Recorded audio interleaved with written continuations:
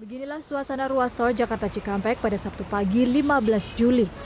Kendaraan merayap di gerbang tol Cikarang Utama, Bekasi, Jawa Barat. Kepadatan kendaraan di jalan tol ini merupakan imbas dari proyek pelebaran jalan di sisi kiri dan kanan ruas tol guna mendukung pembangunan jalan tol layang Jakarta Cikampek 2 sepanjang 36 km yang dimulai pada 6 Juli lalu. Pelebaran jalan ini bertujuan kendaraan di ruas tol Jakarta Cikampek tetap menggunakan 4 lajur saat proyek pembangunan jalan tol layang dilakukan di tengah badan jalan.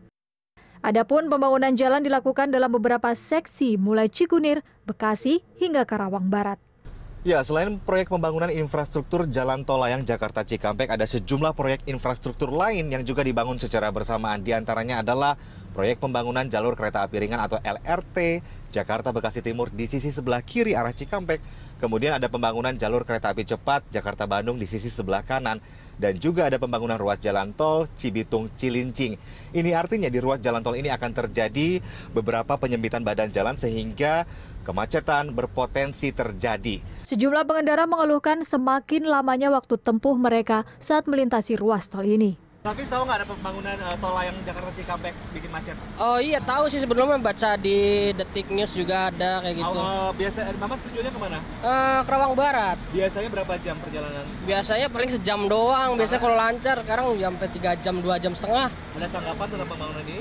Ya tanggapannya ya biar pemerintah bisa lebih ini aja infrastrukturnya biar diatur lebih baik lagi kayak gitu.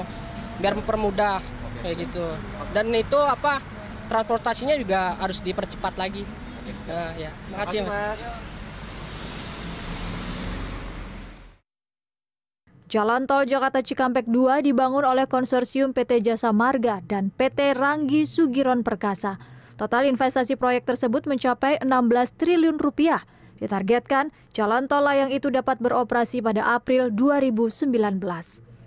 Sementara itu, menurut Gubernur DKI Jakarta Jarod Saiful Hidayat, kemacetan yang terjadi dikarenakan tidak adanya keselarasan antara jumlah mobil yang terus bertambah dengan pelebaran dan penambahan ruas jalan.